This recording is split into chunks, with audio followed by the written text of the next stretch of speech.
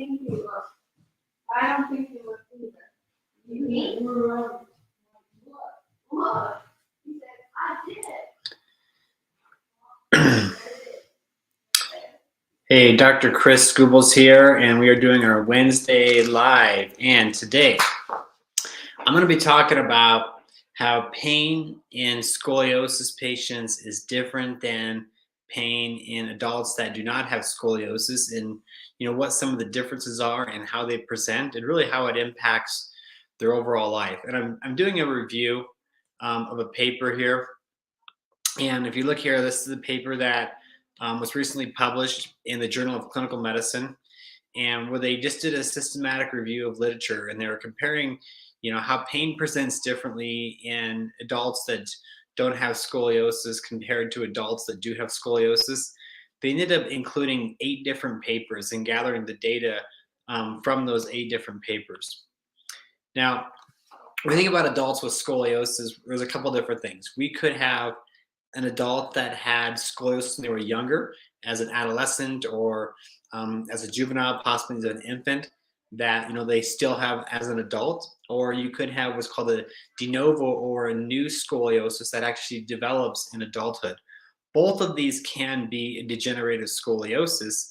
It just, one may develop in adulthood and the other one could have been present when they're younger, that now becomes a bigger issue, possibly more progressive and likely more painful as an adult. And especially if you have an idiopathic scoliosis that's beyond 30 degrees, those are the ones that are most likely to be a problem in adulthood. And we're specifically talking about scoliosis that develops in the lumbar or in the thoracic lumbar spine. So a couple things I want to talk about.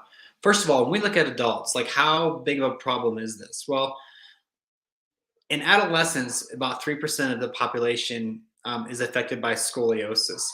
In adults, once we hit about 40 years old, it's about 10% of the population. And then when we get to 60 years old, it's about 38% of the population, especially when you look at females. And it's more common and more prevalent in females compared to males. And especially around that 60-year-old threshold was where we really see a big increase that could be linked to menopause and osteoporosis is one theory. But it's a pretty big issue. Once we get over 90 years old, it's about 50% of the population. Now, studies have actually shown that patients with scoliosis have a higher prevalence of back pain and experience more severe and longer duration of back pain compared to people who do not have scoliosis. So generally they have higher levels of back pain. The back pain is more severe and it lasts longer compared to the population that does not have back pain. And it's estimated that there's some estimates that by 2050, which is not that far away, it's literally only 27 years, the portion of the world's population is going to be greatly higher, more than double over 60. So if we look at that just in the next 27 years, it's predicted by some that the incidence of people with scoliosis, also people with pain with scoliosis, could double in just a little over a couple of decades. So it's a pretty big problem, and people aren't always aware that many people have this, but it's a big problem. And in sclerosis in adulthood is one that a lot of people have a hard time, treating properly. Now, one of the big differences when we look at how pain presents in someone that has scoliosis that doesn't, there's a couple differences. First of all, a lot of times people with scoliosis in adults get pain on the side of the curve. And a lot of times that peak of that pain is around the apex, which is where the peak of the curve or where the vertebrae is most twisted and rotated. So if you're looking over here on the right, you see the blue, that's a lot of times they're going to get pain asymmetrical compared to over on the left, and you see the pink, a lot of times they're going to get more central back pain.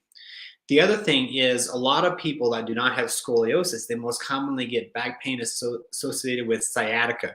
And when someone gets sciatica, it's the lower 2 nerves out of L4 and L5 nerves that are being irritated and compressed. That's affecting things down the lower leg, which ultimately impacts L5, S1 nerve roots. In adults with scoliosis, the pain is different, and it's more common in the thigh, down into the knee, possibly into the groin area.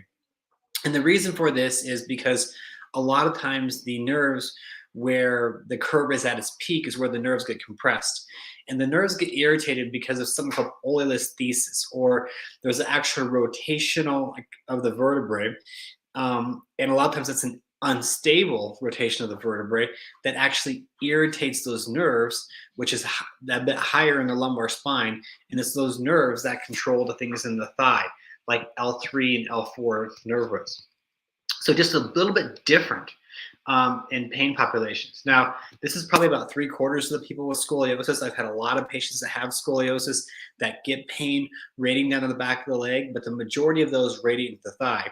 And a lot of times it's the ones that do not have scoliosis. It's more common to have pain throughout the whole lumbar back and then in the back of the leg, presenting more with sciatica.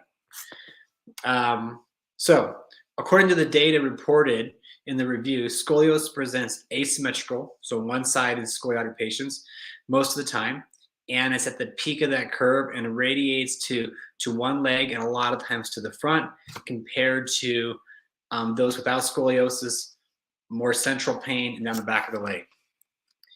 Another thing that's interesting when you look at how this actually impacts people in their daily life and who are the ones that, like when does the pain bother them the most? When we look at people with scoliosis, it's a lot of times related to difficulty with standing or sitting for a prolonged period of time, and they get less pain when they're laying down. This is because when someone stands up or they sit up, they load their spine, and gravity compresses the spine. And gravity is one of the main driving forces that causes the scoliosis to progress and degenerate in adulthood. Traveling can be an issue, especially if they're sitting on planes or riding in cars for long periods of time. Lifting heavy objects can be a problem. And typically, especially when we get larger curves, this says 20 to 40 degrees, but definitely when curves get beyond 30 degrees, that's where these become a bigger issue. So to break it down, when we look at adults with scoliosis, it's generally one-sided or more frequently one-sided pain in the front of the thigh versus general back pain or central back pain with pain on the back of the leg. And when you think about adults, and we see this a lot, they're going to report that they get pain when they're sitting for long periods of time, when they're standing for long periods of time, when they're going from sitting to standing, when they're walking activity-wise. Those are the things that bother them the most. So when you look at how big a problem is, like what are some of the treatments? Because most of the traditional medical treatments are aimed at just trying to temporarily reduce pain. Some of these people end up having surgery. However, when someone gets older, they become less great candidates for surgery, because it's not always a great idea to start putting in screws as someone that has, vertebral bodies that are already less dense, especially if someone has osteoporosis. A lot of times people will get possibly pain medication. We see a lot of patients that get injections into their spine. This could be injections to the facet joints or possibly in the disc. Could be a steroid to shut down inflammation. A lot of patients end up getting what's known as radiofrequency ablation, which are basically burning the nerve roots around some of the joints, like the facet joints, so they can't sense the pain. And those may possibly reduce the pain temporarily, but they can't do anything to impact how the curve could potentially progress over time or slow that progression. The treatments for non-surgical treatments of scoliosis or conservative treatments are scoliosis-specific exercises and custom bracing. Because not only can those be very effective at reducing their pain levels, they can be very highly effective in stopping or potentially, or I should say slowing or potentially stopping the progression of scoliotic curves. And I'm going to be talking about more of those in more detail in our upcoming seminar, or next week's Wednesday Live. So if you have any questions about scoliosis in adults and how it affects adults and how it presents and what treatments are, just click on the comments below and reach out to us with your questions. Or if you know someone, especially an adult that has scoliosis, they have back pain, they have pain down their thigh or in the back of their leg, and they've tried things and they're not sure what to do, be sure and share this video and tell them about our office, because there's a good chance that we could possibly be able to help them. So it's Dr. Chris Gubbels here with Square One Health. This is our weekly Wednesday Live, talking about the difference in adults with scoliosis and back pain in adults without scoliosis. Hope you found this helpful, and enjoy and have a good evening.